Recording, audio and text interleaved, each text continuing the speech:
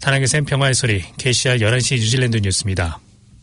제신다 아던 총리는 중국이 정치범들로부터 장기를 적출하고 있다는 레이버당 의원 루이자 월의 비난에 거리를 두고 있습니다.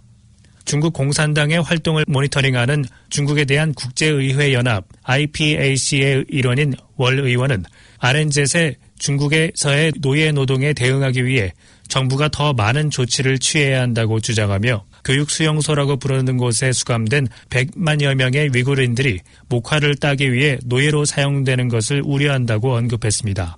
월 의원의 기자회견에 대해 아던 총리는 월 의원이 정부를 대표하는 것이 아니라 국제의회연맹의 뉴질랜드 지부의장직을 맡고 있으며 우리는 정부의 장관이자 대표자로서 말하고 있지만 IPU의 일원인 어떤 회원이 말하는 것도 막지 않는다고 말했습니다.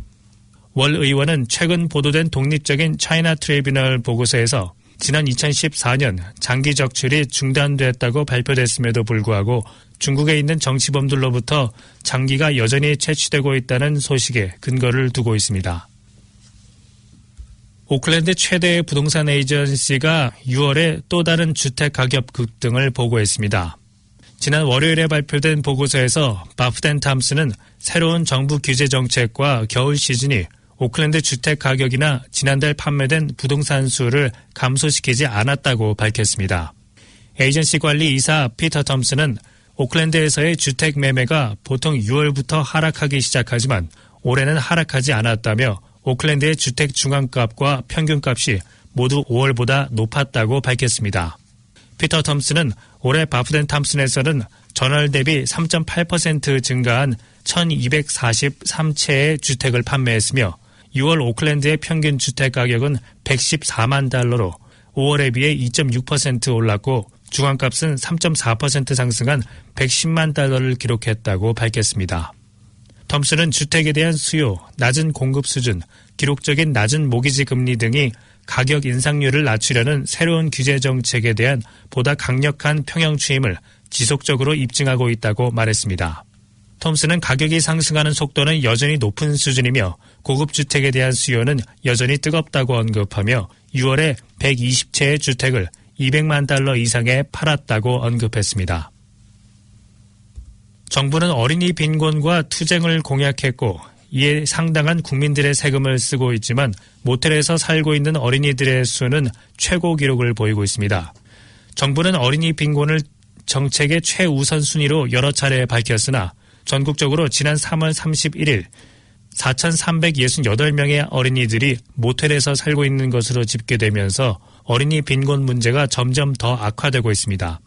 지난해 12월 말 기준으로 3,888명의 어린이들이 모텔에서 기거하고 있었으나 3개월 동안 480여 명이 늘어났습니다. 지난해 4분기에는 465명의 어린이들이 4주 이내의 기간 동안 모텔에서 살고 있는 것으로 나타났었으나 3월 말까지의 자료에는 804명이었습니다. 제신다 아던 총리는 정부의 웹사이트에 코비드19 백신 접종 날짜 문구 변경이 일반인들의 백신 접종에 아무런 영향을 미치지 않을 것이라고 주장했습니다. 보건부의 유나이티드 어게인스트 코비드19 웹사이트에 그룹 4 일반인들의 백신 접종 날짜가 변경됐었습니다.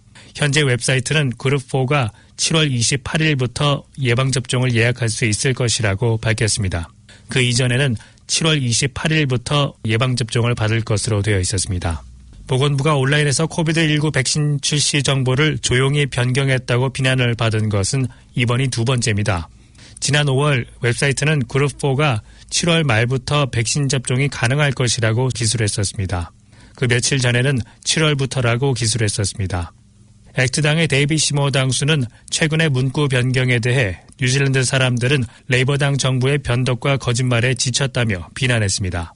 아던 총리는 월요일에 있었던 최신 웹사이트 변경 사항에 대해 아무런 의미가 없다고 언급했습니다. AM쇼에서 아던 총리는 자신은 웹사이트를 작성하는 사람이 아니라고 언급하며 대단한 것은 100만 회의 접종 분량이 이번 달에 들어온다는 것이라고 언급했습니다. 15만 개의 코비드 백신이 뉴질랜드에 예상보다 이틀 앞서 지난 일요일 오후에 도착했습니다. 제신다 아던 총리는 어제 오전 백신이 도착하지 않았으면 여러 문제가 발생할 수 있었지만 무사히 도착해서 다행이라고 언급했습니다. 최근 뉴질랜드는 거의 모든 백신을 소진해 수요일쯤 모든 재고가 떨어질 것으로 예상됐었습니다. 백신 재고가 부족해진 것은 정부가 7월에 백신 접종량을 늘리기로 한 결정 때문입니다.